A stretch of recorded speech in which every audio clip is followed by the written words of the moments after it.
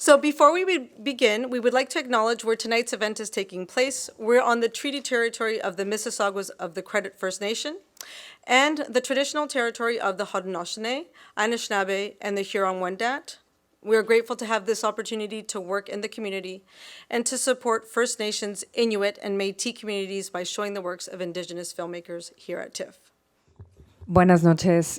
No tengo palabras. I have no words for how exciting and what a beautiful goal it is tonight for me to be here after a long, long, long journey. Thank you for being here. I think I'll be very brief, as life is, and I will say Issa is not only an important talent emerging from Mexico, but I think a true new voice in the genre, and a very important one. I think the genre is in dire need of the female component of directors, because I think half of the stories that need to be told in this genre have not been told. And why don't we start?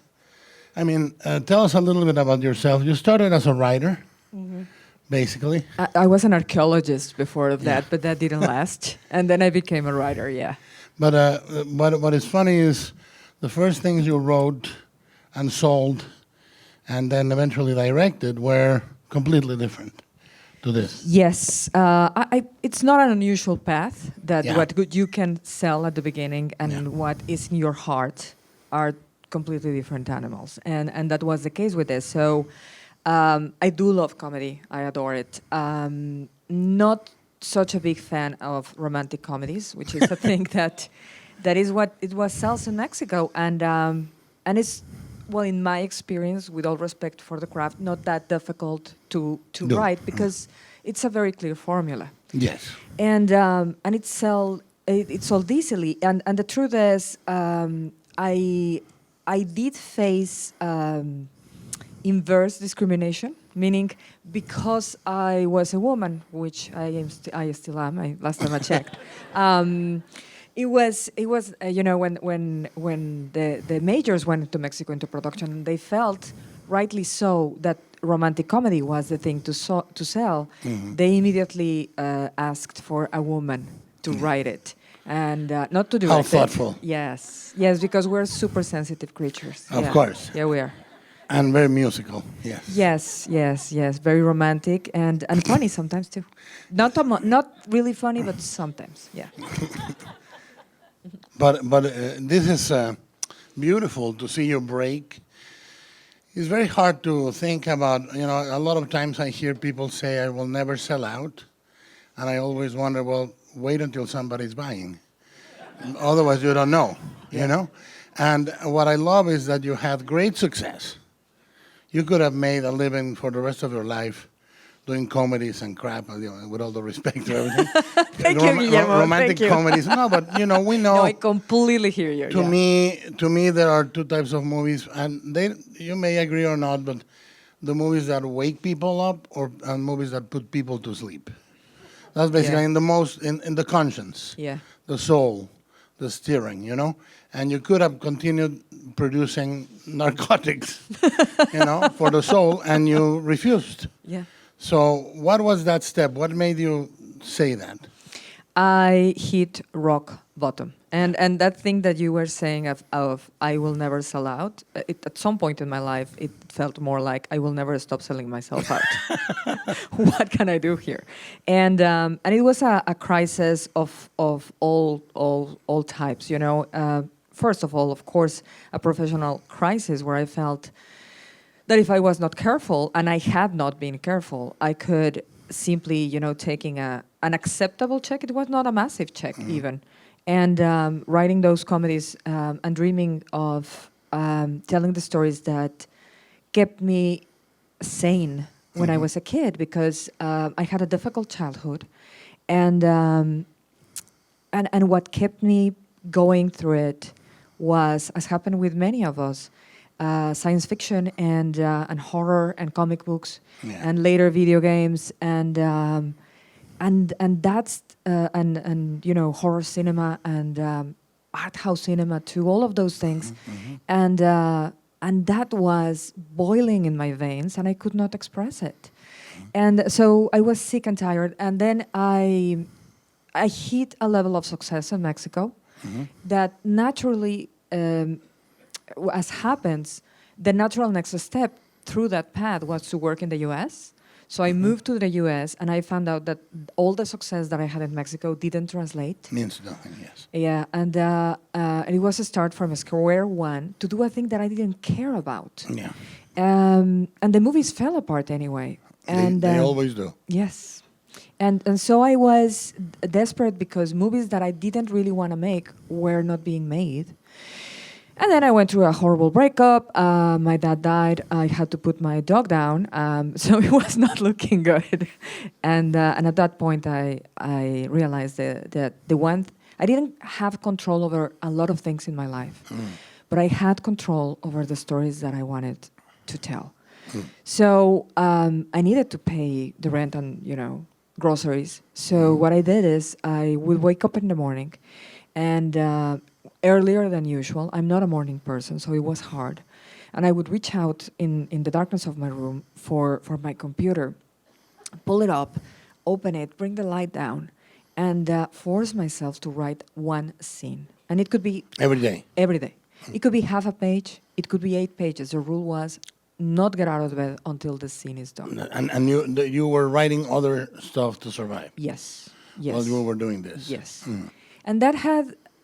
some interesting effects. There was no map for this movie, as we map movies many times, and some other times we sit down and let them happen. Of course, it's a risky thing because when you do that, amazing things happen, but you can easily hit the wall. Yeah, it happened, and then I stopped. That's a good thing. Yeah, because it makes you restructure the first time. Yeah. I did that.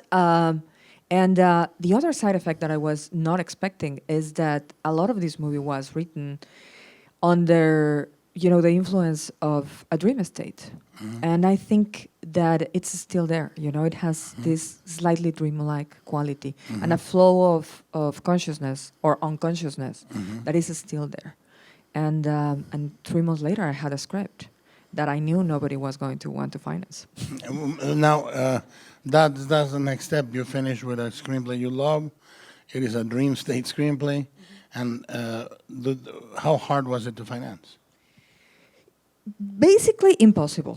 However, we saw the movie. So the truth is, I was a successful romantic comedy writer, and there was certain demand for those scripts in Mexico, and I had a kind of a non-signed deal, a verbal deal, with a producer, with a production company. And I went to them with this. And they looked at it and they were like, this is not exactly When Harry Met Sally. And I was, no, and I get it, and I understand this is not what you do. By this time you had directed already 2 movies. I had directed 2 movies that are not romantic comedies, but are comedies. But they were successful. They were successful. Yeah. And I was constantly fighting against the pressure to direct the romantic comedies that I was selling, but I was not going to direct that. So they read it and they were like, this is not for us. Agree. And I said, well, this is what's going to happen. I completely understand that you don't want to produce it, but then I'm going to take it to one of the studios, someone else, and they will not want to produce it. But if they do, then they'll get the rest of my scripts as a romantic comedy writer. And they gave me the money to make this. Yeah. Beautiful. Yeah. How much was the movie? Marco Polo. My producer is here. I want to thank the man because he is the one that said we are going to make this happen. Marco Polo Constance. I'm lying if I say 1.3. Around 1.3. And how many days shoot? It was 30 days. 36. But it felt we do the reshoots. I'll tell you why, because you can't work that many hours with kids. With kids, yes. So it was a luxury at the time. I've been there. Yeah. Yeah. But the other thing that is I mean, there is no end to things you could have done. You could have done something in the genre, but you could have adopted the form and thought of an American movie or a pseudo-European movie. Or, I mean, there are infinity of choices, and you chose to make it about Mexico very, very, not only texturally, but emotionally. And Latin America, you know, the blood reminded me always of 100 Years of Solitude. Yes. Yes, but you are doing a really beautiful declaration of identity in this. Well, that thing I said about things bubbling inside me, and it was, of course, there's genre, and there's The Goonies, and there's Stephen King's The Body, and all of that. But also there is all the Garcia Marquez that I read, all the Borges that I read, like, all the things that made me who I am were desperate to come out. You know, Yes. my father, my mother died when I was very young, so my father would allow us to watch The Goonies, but sit us through Tarkovsky and Solaris yes. and Fanny You can see that Alexander. clash in the movie, yes. You see that, right? Yes. So all of that, it was really cathartic. It feels really like vomit of the soul. You know, Yeah. it's Yeah. not a beautiful image, but it is what it was. Well, but the thing is, I think that's an analogy that I actually understand very well. Number one, because the one thing that you cannot do is vomit something you are not or you haven't eaten. Completely. It's truly, when people try to do that, it's a dry heave. And there is so much dry heave on the cinemas right now. Yeah. There's a lot of dry heaving. It's true. And I think yours is complete. Is in fact one thing, and I'm curious about this. Many times in my almost 30 years of making movies, many times there comes a moment in which I go, "This is the last movie, so I better make it good, and I better bet everything, and I better put everything on it, and I'm gonna put salsa and chili and onion." And I say this is the last one, so goodbye. Did it feel like that? Absolutely, yes. It was, and then because it's live or die making it. Yes. You don't give a shit. I'm sorry for Yes. about Anything. about anything, about the standards, about sometimes structure. Is that true, about- Marco Polo? Yes. Yes. I mean, it was a joy. But one thing that was really interesting about the process is in having a producer that stood up to me was that he made me defend every single thing in this movie. Yes. But when it made sense, what I was making, he would go for it, even if it didn't make sense for him. And a couple of times even I had to say, when I said, I know it doesn't make sense, on this one and this one, you pick those, Yes. but I need it.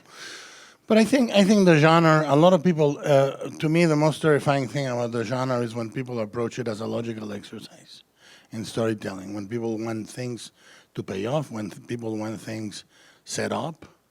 You know, in reality, especially being Mexican, things happen out of nowhere, and that's the real terror. You can be coming out of a dinner, and somebody can be shot 10 meters away. You can be lifted from your home in the middle of the night. There is, every time you're in a horror moment in your life in Mexico, it comes out of nowhere. And it's not set up, and it never pays off. And I think that the sense of horror the movie has is beautifully idiosyncratic and beautifully Mexican and Latin American. And I think that's one of the things that impressed me the most. That you don't have to set up is also an emotional, brilliantly an emotional fable, because when people say, well, was it real or was it not, is who gives a fuck? You know, it really, I mean, do you need that in your life, that answer? Then you should watch another movie perhaps. But when you were writing these things, and I think everything makes sense emotionally. Did you decide, for me is a two-hander, is Shine and the girl, right? The Estrella. Yes. Did it always started with Estrella, or was at one point a different character? It's so odd that you asked that. My first draft started with him. It started with him. And the same scene we have of him doing the graffiti and waiting for Kako, and then failing in killing him, and then going into the classroom. And it was not until editing that we found this narrative, but it was him. Mm-hmm. And although she's our eyes in a way in the story, which would make her traditionally the protagonist. The truth is, they are one character divided into. Yes, that's very much evident, and in fact, she's leaving a part of herself there and moving on and so forth. But let me ask you this: then everything on the opening was you didn't write it like that. I mean, the voiceover, these are stories and fairy tales, all that was created later. Yes, and there was voiceover from the beginning, but it was a completely different thing. Voiceover. And we tried, I kid you not, 12 different approaches of what the story that was that. And then it was fairy tales, of course. Yes. But you have to try so many things. The first draft, that voiceover was about what is real and what's not. Yes. And it went through the movie, and at the end of the movie was, there's no division. It's one and the same, real and not real. And that was interesting, but it was kind of in the nose. So we kept exploring. But there's no dialogue in all of that. It's and if you read the script, is one thing that everybody tells you not to do, which is dense action, and then more dense action for a bunch of minutes there. But there is, I mean, the film industry in Mexico, if you can imagine this, I mean, it was closed to any new directors until really the 80s. You know, there was a moment in which it was shut down, the unions. You couldn't direct. A generation around the 80s, we started doing independent cinema that was basically illegal. It literally, quite literally, was illegal. And then later, about a decade and a half later, they opened the union. And all those odds had two generations almost of wannabe directors stacked against. So the odds for a female director, which are normally terribly low in any industry, in the Mexican industry is even lower. Not anymore, I think, is changing a little. But for you to declare this is, was it working, even in the first movie, was it working with the unions and all this easy or hard? It was very hard. You know, you become crafty in doing that, and Mexico is Mexico, and there's a culture about the roles of who a man is and who a woman is, and of course there's deep respect, but it's a respect that behind it has a bunch of attitudes, you know, and coldness. And so the first movie that I shot, my first week on the set was very, very hard. And then I realized that what worked to get, because you need them to love you, you need them to be ready to die for you when you're working with no money. Which they will eventually. Which they will. Yeah. And my way to do that, and it's terrible, I'm going to say this, but my way to do that was to ask for help, which I didn't need, you know, in a really traditionally and stereotypically female way of can you help me live this, and I don't know how to do this shit. I could do. I could fucking live that stuff, and I knew what it was, but then there was this thing of, oh, she needs us. And then they become your champions, and it worked. And then you do it once, and it's fine. I know. I went through it I worked for about 15 years in other people's movies, and I learned what the union was. I remember the first camera assistant always had a knife, and when the new director would ask where the camera goes, he would bury the knife on the ground. So you would never change your mind. And they were really, really rough. They came from working with everybody from Buñuel, John Ford, everybody, and they were rough guys. So I understand. No, Indio Fernandez shot movies with a gun on his hip. Yeah. How do you compete with that? Yes, exactly. You know. Yeah. Now, the other thing I wanted to ask you is, when you made it, and little by little it gained traction, and you started seeing reactions like Stephen King's reaction, and so forth. What was that like? Well, Guillermo is, and you had that for sure, and probably with Steve. I don't know. Yeah, But- in Pan's Labyrinth I had that. Yes, and so we grew up reading his novels Yes. obsessively, because the man still has not, as successful as he is, he still doesn't have the credit of the measure of writer he is. He's honestly a modern Dickens. Yes. And so him is really a formative. I wrote prose before going into a script, and it was Literature. yeah. literature, and it was completely informed by him, and of course other writers, but him mostly, and getting to read that the person that put these monsters in your mind sees them. It's one of the most beautiful things. The second thing I thought when I saw that is, I need to get Guillermo del Toro to read this quote, so maybe he'll watch the movie. And because that was the other person that I was dying for to see how he felt, to see if he saw that these are children of what you guys did. Yes. Well, when I saw it first, this is the first time I see it on the big screen. I had seen it on the link you guys sent me, and Martina Hernandez, who designed the sound for several projects of my generation, including Pan's Labyrinth, and he said, you got to watch this, and I only watch if somebody I know vouches for it, because life is too short, especially at my weight, at my age, I mean. But so I watched it, and I was immediately, to me, when I love a movie, I champion it as if it's one of my movies. It really doesn't matter where it came from, and I immediately saw that. With your visual alliance with the cinematographer, is this the first time you work with him?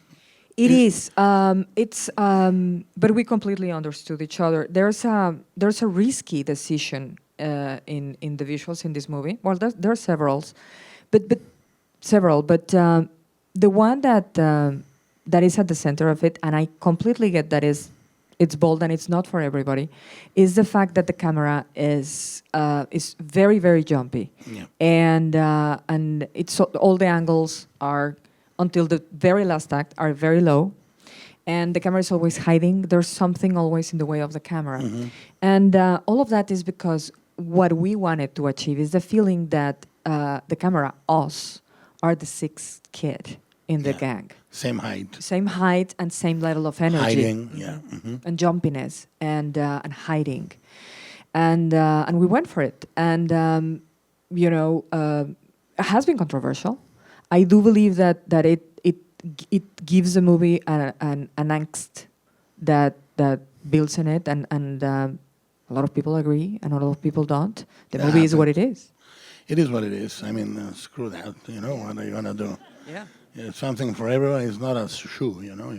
But let me ask you. Let me ask you on this. When you do that, it means nothing if the kids are. I'm going to ask you like actor studio type of question. How hard was it casting those kids? Because they're perfect. They're really amazing.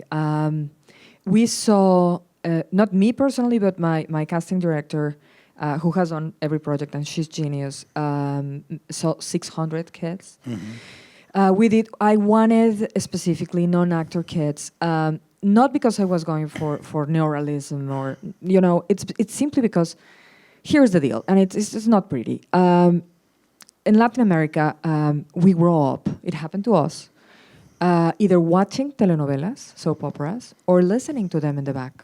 And there's a music to telenovelas and to telenovelas acting. Mm-hmm. And if you haven't seen them, the style of acting goes something like, Jonathan Armando, soy tu madre. Nunca te querré. Nunca te querré. Yes. So, and the kids have it. they have it, and they are amazing, and they have this energy, and then you go action, and they go, shiny. ¿Por qué le dices eso? Yeah. And it dies on you. It's either that or commercials. Yeah. They come in and try to which, sell which Jello. goes something like, yay! Yeah, yeah. So it's terrible. But so. the faces, I mean, Yes. Shine's face, the camera falls in love with. Yeah. The Madly. power. Yeah, The power of his eyes. Yeah, I know. And What is his story? well, Shine is an orphan. All of them are. This was not something that we were looking for. One decision that we made very early, and we questioned it, was should we search and find our kids among the kids that have gone through these experiences, kids that had their parents taken from them because of the wave of violence in Mexico. And we decided not to, and I think it was absolutely the right decision, because the responsibility of tapping into those emotions when they're real, we're not therapists, and it's incredibly delicate. Yes. So we didn't do that. And but we were looking for, what I was looking for was not a type or not a shape, not a size, not a color. What I was looking for was a certain energy in each of them. And in Shiny is rage.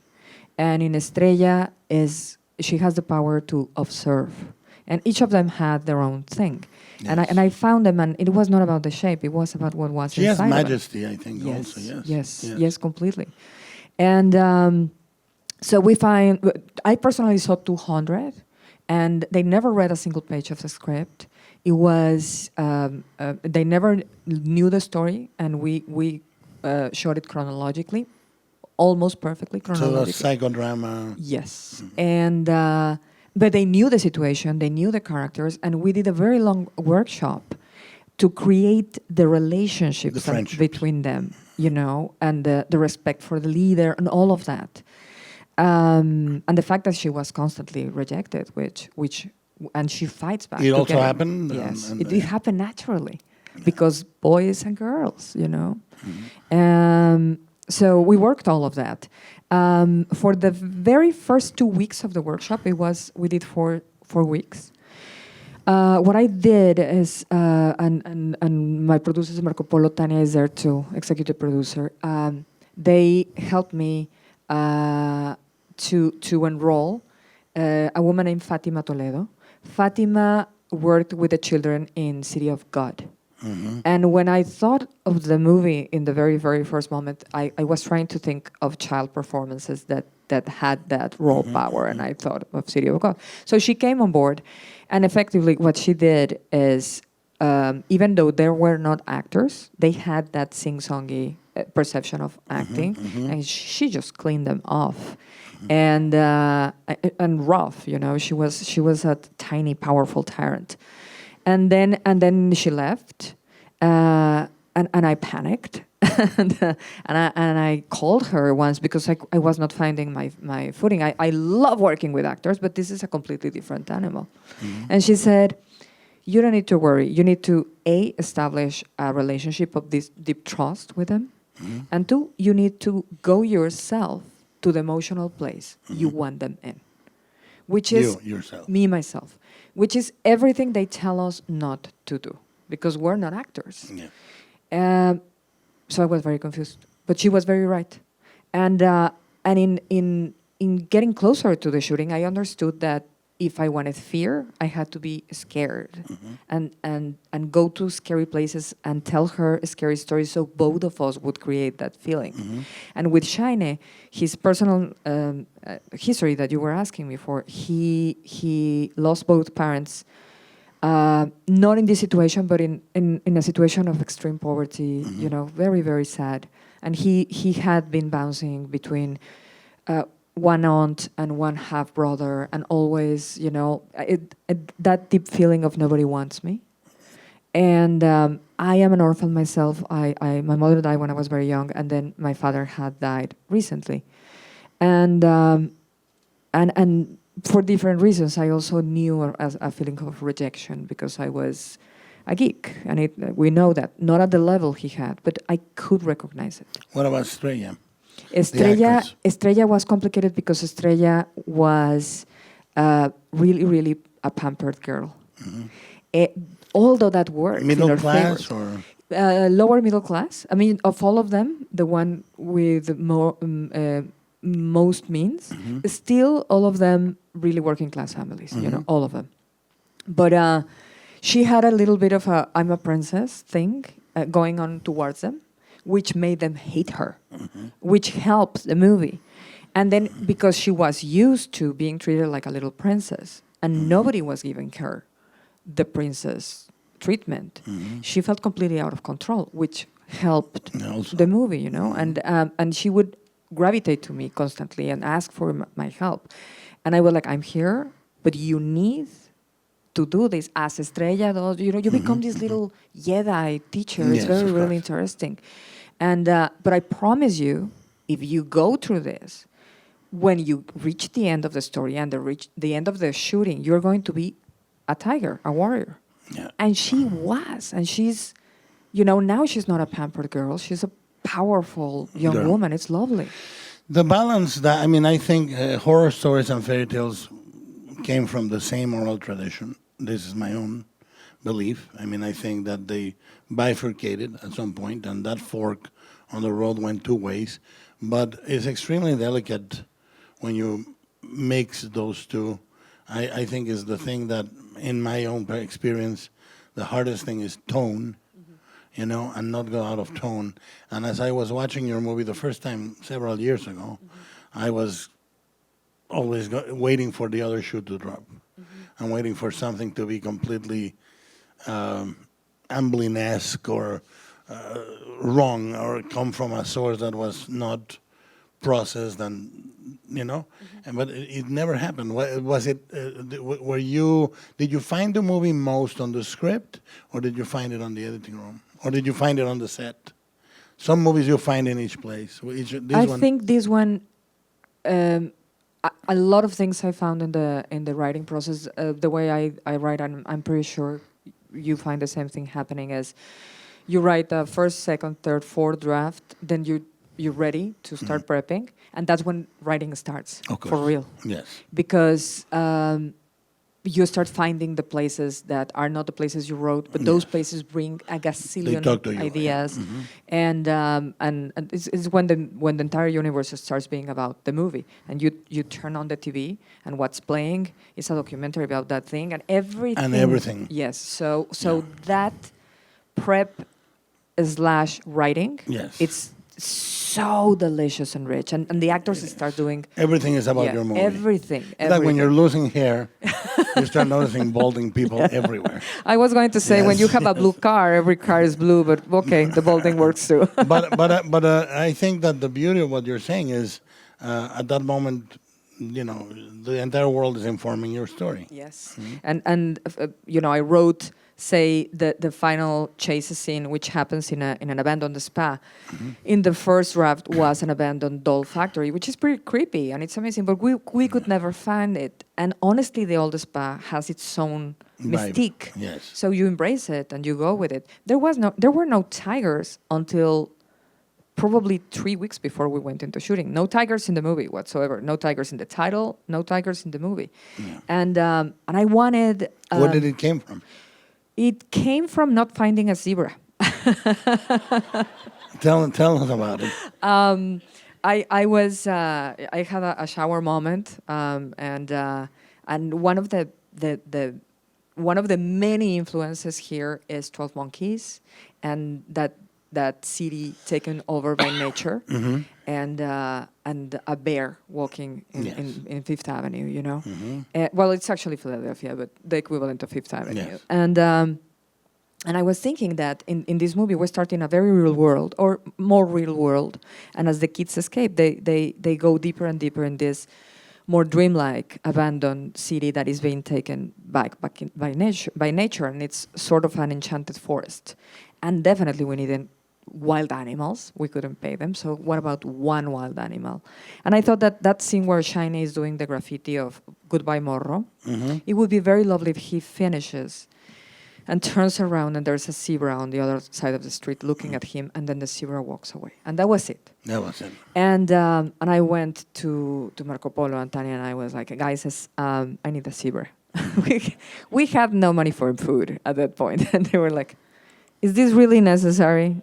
I was like, there's no movie without zebra. Yeah. And they went and they looked for a zebra. Turns out that the animal handlers in Mexico didn't have a zebra. But they had a tiger. They had a hippo.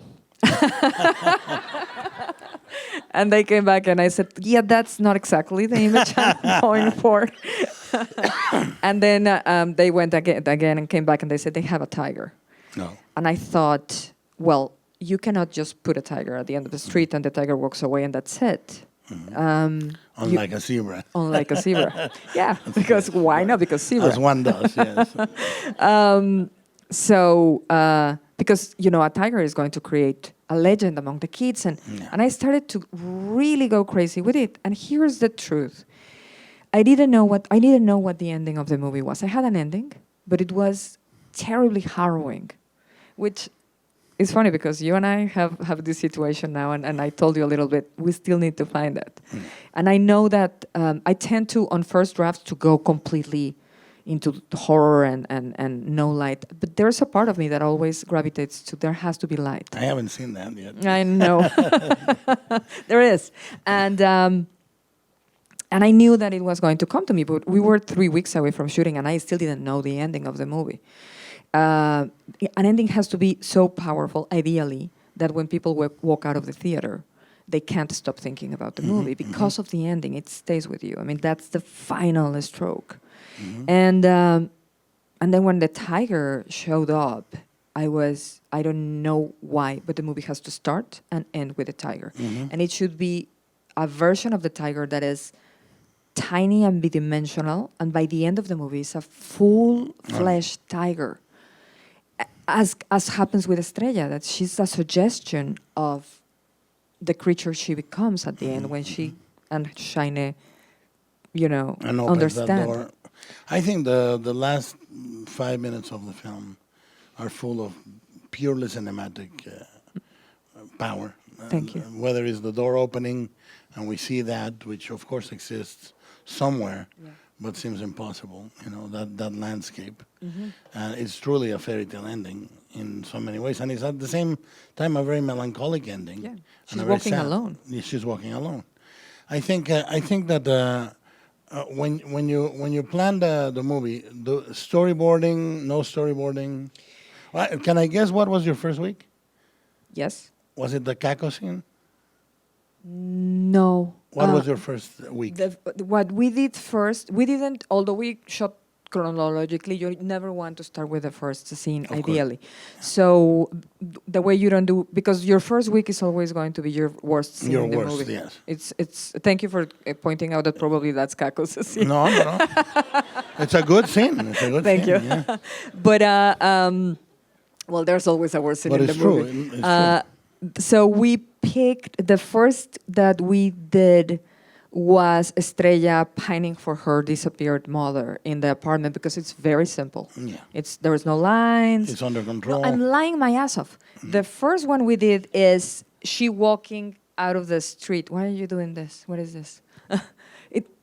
The roof? No, the first one was the outside of school. She walking out of the school and finding the dead body. Finding the dead body and Outside. then outside when the line of blood follows her. That was the first shot. Yes, that was it. And then we went to the apartment and the Caco was early, it's true.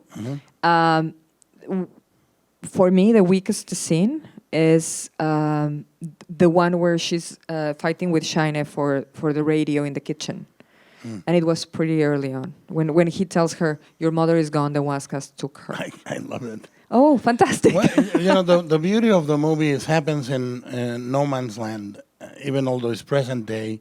I mean, the statistics, if you give them a moment of your time, the fact that hundreds of thousands of people have disappeared in the war on drugs in a decade. Do the math, and it's basically people disappearing almost every hour, one person every hour in a country. When you see a great tragedy at a war somewhere, is 10,000 people died, 5,000 people died. On a terrible fire, 20 people die. We have lost close to 200,000 people. and a lot of them have gone to organ traffic, white slavery, drug dealing, killings of entire families, and it really is to me very potent and very truth that it's a very different story when there is no superstructure. You know, if an American story about horror is always pushing against the superstructure, why don't they call the police? Why don't they ask for help? But what is powerful here is there's no structure. It's complete and utter social decomposition. So the cops, when you're in Mexico and your car breaks down in the middle of the night and a patrol car comes, that's your worst piece of news. Yes. It really is, and it's been for decades. But that is a different dimension of horror. That is almost post-apocalyptic. I mean, we knew that she had been to school that day. Yeah. And it was, we put some care in the fact that we deactivated the school, so she didn't have any support system. Mm-hmm. And some people ask, but do they have no family? And the truth is, these single mothers, many times are migrants themselves, and they're completely disconnected. And so their entire world is the two of them. Mm-hmm. So yeah, there's nobody to turn to. Yes. We're going to open for questions now from you. So there are, I think, they did a very rave-like thing. They're passing glow sticks, I think, and some E or something. Uh-huh. And you're going to break the glow sticks if you have a question, or I guess I see only one glow stick. But Hi, thank you. Hi, so my name is Oscar Moreno. Okay, where are you? Do I have a glow stick? Over here, I have glow stick over thank here. you, man. So obviously you've been working on this project for a while, and I know that you have some under wraps project going on with Guillermo. But I also read an article that you're having your English film debut coming up soon, or are you working on a film? I wish. You wish. So basically, I was just wondering, what you're, now that you've tackled this genre, like what else is? Oh, yeah. Cute. Thank you. A little visitor. I'm going to answer that in a second. I'm proving a point here, and thank you, Craig. And I did that on purpose because I wanted you guys to do exactly what you did. Because I'm making a huge push because I've seen the reactions to this guy, who is the actual guy. There were three. Guillermo has the other one. Yeah, one. And the other one, the visual effects people, when I ask for it back, they cut it to pieces, they say, to scan it. I seriously suspect they have it somewhere. They have it, yeah. So there's only three of them, but more can be made. And here's the deal. My idea is, because people, claim for them, and it's a crazy idea, but if we get together the team back and we make a bunch, and we sell them, we can use the proceeds. And we sell them expensive, very expensive. We can use the proceeds. I'm not trying to finance a movie here. to help homeless children in Mexico. Mm-hmm. Yeah. And I think that would be good. That's what Yeah. I just wanted people to hear this now. Okay, thank you. Thank you for coming. Now, next projects that I don't have. Yes. Well, I guess, yeah. If you had anything coming up, I would be curious to hear what those. We have something together, and I mean, we're so look. excited. Anything that is announced doesn't mean anything. I mean, it really is. I mean, the news cycle is now hourly, right? They need to say something. Hourly, so they say, "Oh, this is happening." Nothing's happening really. You're sitting at home writing, or depressed because you're not writing. That's basically the life, Or depressed because you're writing shit. Or depressed because you wrote something terrible. No, but I mean, I always use the statistic that I have written or co-written 28 or 29 screenplays, and I made 10 movies, and I've developed more than that. So it's the natural state of a movie is for it not to happen. Yes. And really, and then when it happens, it's a miracle. Yeah. A question you had. I was really interested in the monkey's paw aspect of the wishes. Oh, yeah. Was that always in it from the beginning? Is that like a Mexican tradition or not? No, that's completely stolen from Monkey's Paw. No, it's completely there, and the movie is shamelessly. It's a bunch of stuff that I didn't come up with. It's a complete melange of things that I've been fascinating fascinated with all my life. My father, I never read Monkey's Paw, you know. My father was an incredible storyteller, and we had no money whatsoever. We were completely broke. He was a college professor, and by night in tiny, sweltering hot hotels full of strange bugs around Mexico, he would tell us stories, and we loved Monkey's Paw. We loved it. And I should read it, you know. Now. You should. And but It's a very concise story, and it's beautiful. very concise. And when I thought of the three wishes, this is going to happen, and it's not mine. But I have no shame saying that. But you know, the beauty of it is very consequential with the film, because there is not such a thing as a free escape or a free exit. It comes with a consequence, which is beautiful. Another raving globe. Yeah, look up. Estrella, look up. Arriba. First of all, I just want to say thank you for an amazing film. You're It was welcome. fantastic. And we love having you in Toronto. So come Gracias. back. Yes. Estoy feliz de estar aquí. Mr. Del Toro, first for you, when you did Pan's Labyrinth, you added the best salsa ever, the best hot peppers ever, but then you redid it again with The Shape of Water. So Thank you. we hope that you keep heaving those good things on. Thank you. And you know, I came out of, I wanted to do Shape of Water. Every movie is very biographical and very personal, and Shape is where I was. Now I'm doing a really terrible little tale. You know, I am so horrified about how our links to each other are disappearing, that the next one is not very poetic and not very. Well, as fans, we'll be there. Thank you. Well, you know, you'll. I'm be here today with horrified. some friends, and one friend, Mei-Ling, here is celebrating her birthday, so she got a great present, your movie. Feliz Miss Lopez. cumpleaños. Feliz cumpleaños. Happy birthday. I hope this was the best way to celebrate.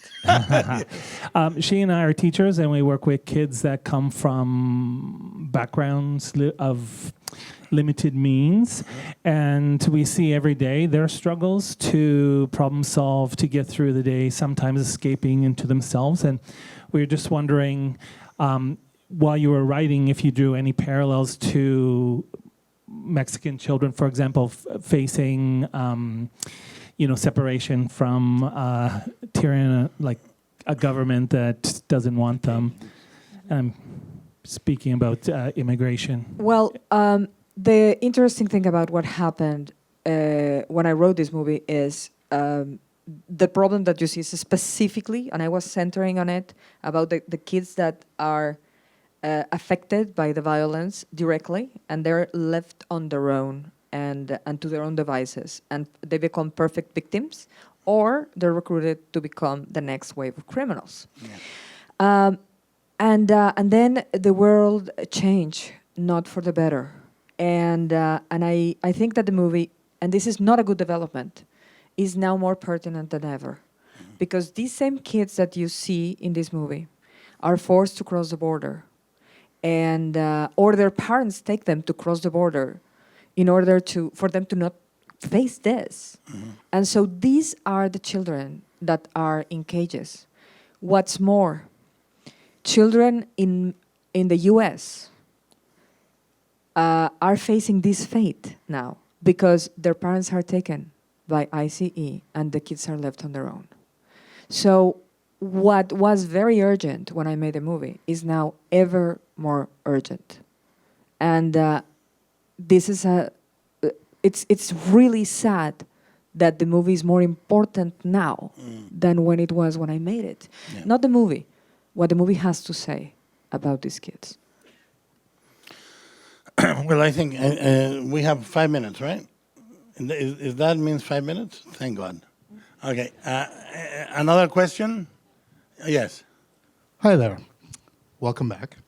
Congratulations on the film. You've had 2 years to live with this film and show it to different audiences. It obviously debuted in Austin. If you could talk about how the audiences have reacted differently, let's say in North America and Europe, to those in Mexico. A lot of people in North America are very sensitive about the representation of Mexico, not wanting to take the Trumpian line that it's this apocalyptic hellhole. Whereas I know many critics and many audiences in Mexico realize that this horror is everyday life, and to soften it is an injustice to the horror that's going on. You could would talk about that. Completely. You would be surprised about how middle-class Mexico does not want to look at this world. Mm-hmm. And they're not, Big time. they know, but they're not aware. Yeah. There's a difference. And that's what made me make the movie in the first place. When I started looking at this, there's nothing in the media. The media is full of drug lords. It's full of cartels and the glorification and how, romantic and adventurous. And then yet they go in flames and rock and roll. And nobody's talking about this. Mm. And Mexicans need to see this. But not only Mexicans. And I am Mexican, I am American. As both things, I think we need to see it. That said, it was really interesting to show the movie in South Korea, to show the movie in Belfast, to show the movie in Amsterdam, in Brazil, and see how, honestly, when you make a story that comes from a really, really deep place, and that's what happens when you actually vomit, but also when you make a movie about a very peculiar, specific conflict, and you're true about it, it will touch audiences around the world. Hopefully through time. I don't know. We'll see. But it's amazing how the humor and the really tough moments, and you will hear the gasps, and I've seen people cry around the world with it, and it's honestly, it's a beautiful feeling of knowing that we care for the same things. Really, it doesn't matter what language or the subtitles. I've seen the movie with 3 subtitles, like in one language, another one, and another one on the side, and the movie still comes across.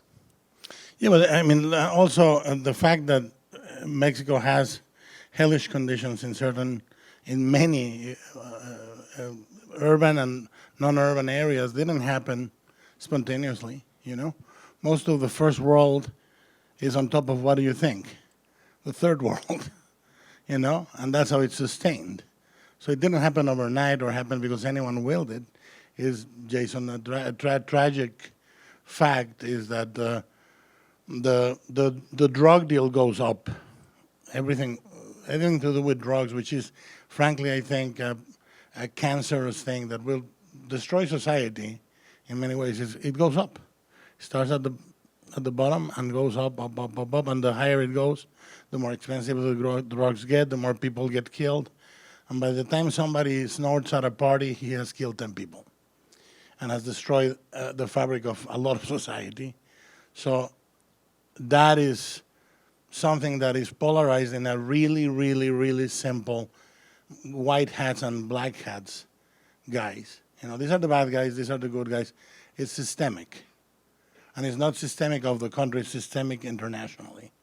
And it's, we could talk about this for a long time, and maybe we will, but it's truly, and at the bottom of all tragedies are kids.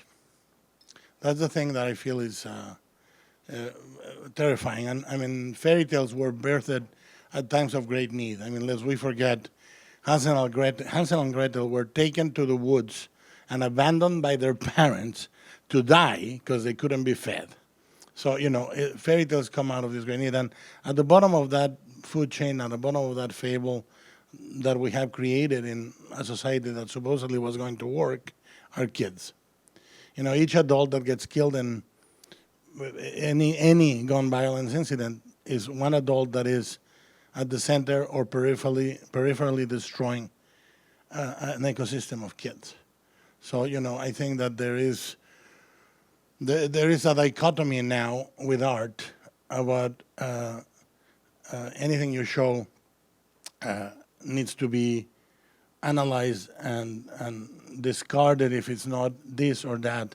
I think this is a movie that is very potent because it doesn't do that, Yeah.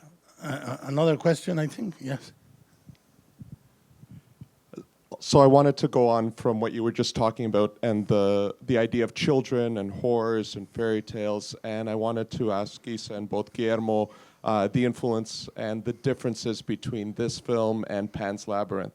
And the two main things I wanted to get you guys to talk about was in Pan's Labyrinth and in this movie, I find one of the similarities is the horrors that you see that you think are the monsters or the dead people. The horror is actually the humans that are in these countries, whether in the Spanish Civil War or in Mexico today. It's the humans that we need to be afraid of, By not the way, the monsters. If I may say, the dead don't go away. Let me make this very clear for the entire world: the dead don't go away. They walk with you your entire life. They will not go, no matter if they're in South America, far away from your house. Eventually, the dead and what happened dominoes to your doorstep. Takes 10 years, takes 30 years, but it will. And this is a fact that we have this illusion that we're separate, that Canada is in the north and America is in the middle and Mexico is below. It's the same thing. We're all together. And these illusions are very, very comforting for some people. But go ahead. I was just going to add one more thing. So the major difference I found in Pan's Labyrinth, I found that the protagonist found solace in the monsters. It was somewhere she could turn to when she saw what her father was doing. I find in this film, I don't know whether it was intentional, I found Estrella could not go to the dead people for solace. She was running away from them. So I just wanted both of you Until to she touch on embraces. It's interesting because it's probably the opposite. In Pan's, correct. I'm not going to interpret Pan's, but the fawn seems to be a guide and turns out not to be a guide, and in this one the ghosts seem to be a threat and turn out to be a guide. It's more honestly, and this has been very rarely spotted. As much as Pan's, there's a lot of Pan's in the movie. There's a lot more of Crimson Peak, which is a huge favorite of mine, of Guillermo. Thank you. And I love that movie. And in that movie, the ghost of the mother appears very early on, and it is terrifying to warn her. And then the rest of the ghosts that seem to be haunting her and torturing her are actually trying to keep her alive. And that's huge thing that is happening in this movie. And there's a couple of shots that, just like the monkey's paw, when I met Guillermo, I was like, Maestro, what a pleasure. Thank you so much for everything. I stole shots from you. It was like that. And they come from Crimson Peak. But I think, when I watched it the first time, I thought, what a beautiful movie. I didn't think of my movie. Watching it today, I thought if there was any spirit, it was Devil's Backbone, maybe a little. Completely. For me, because it's such a movie I cherish, but I wish it was, But I think that in Pan's, it was actually the opposite for me. I wanted to make the fantasy world horrible. The pale man is as horrible as the real world. The frog is as disgusting as the real world, and the fun is as treacherous as the moral choices in the world that are there. And this is what I like. The wishes are not releasing her. The wishes are binding her to her responsibility, And I think it's beautiful that the agent at the end of Fire, which took everything from the kid, is the agent that finally allows him to rest and destroy what was there. The reality is that if you went up in the structure, there's no end. We could talk about the drug trade, but it's infected everything. We live in Mexico in a government, in a structure that is completely taken and co-opted by the drug trade in so many ways, and it's very hard to know where it ends. It's not 3 people with guns or 4. It's basically everybody.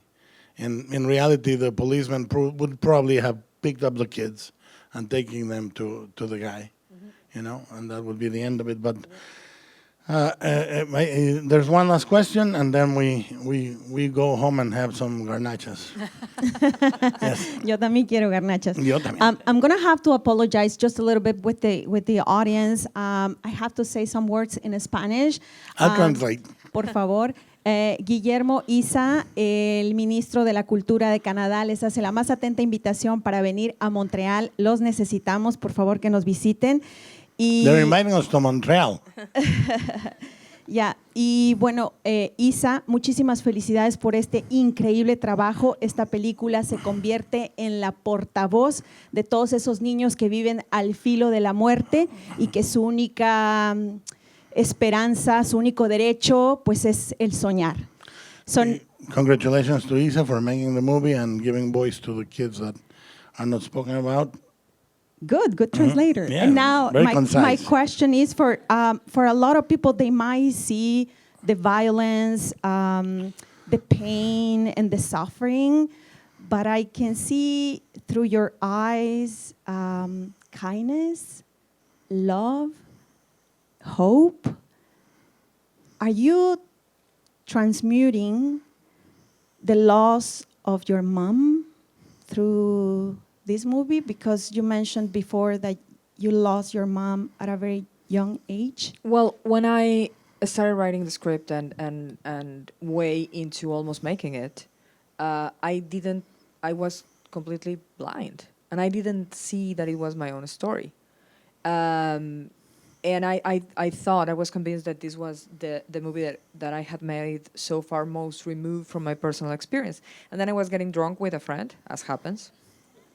And I was saying this stupid thing I just said. And she told me, Isa, this is your story. You know that.